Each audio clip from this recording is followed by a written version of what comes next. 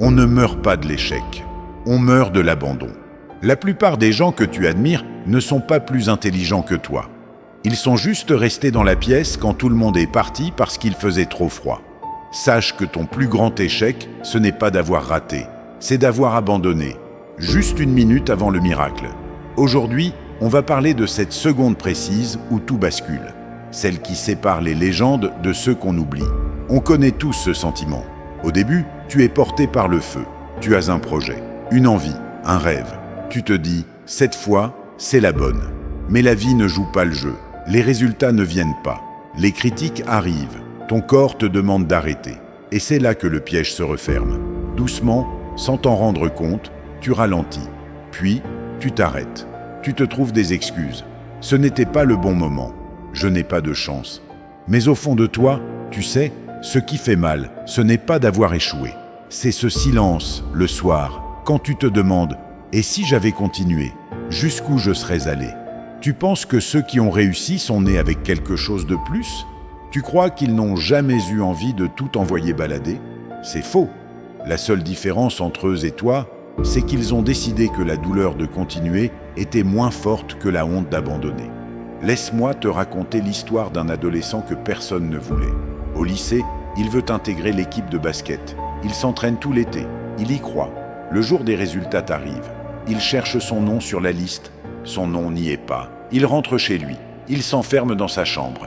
Et il pleure. Ce garçon, c'est Michael Jordan. Imagine s'il s'était arrêté là. On n'aurait pas de poster, pas de chaussures cultes, pas de légende. Mais Michael a fait un choix. Chaque matin, à 6 heures, avant que les autres n'arrivent, il était seul sur le terrain. Il n'est pas devenu le meilleur parce qu'il était doué. Il est devenu le meilleur parce qu'il a raté plus de 9000 tirs. Il a perdu 300 matchs. Il a échoué encore, et encore, et encore. Et c'est précisément pour ça qu'il a réussi. La solution n'est pas dans ton talent, elle est dans ta capacité à rester dans la pièce quand tout le monde est parti. C'est ce qu'on appelle la discipline de l'ombre. C'est ce que tu fais quand personne ne regarde, quand tu es fatigué, quand tu doutes. C'est là, dans ce moment de solitude, que ton futur se construit. Regarde ce qu'il est devenu, une icône mondiale. Mais ne regarde pas ses médailles, regarde ses cicatrices.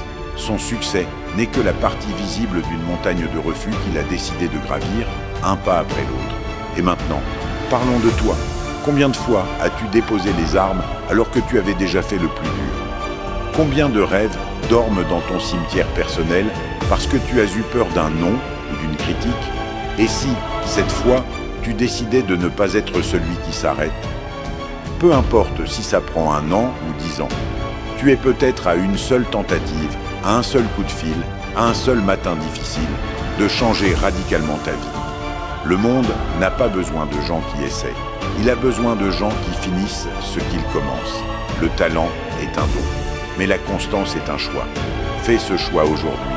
Et si tu es prêt à aller jusqu'au bout, à ne plus jamais laisser l'abandon gagner, alors écris le mot « discipline » en commentaire pour marquer ton engagement. Abonne-toi si tu veux avancer avec nous chaque semaine. On ne lâche rien. À la prochaine.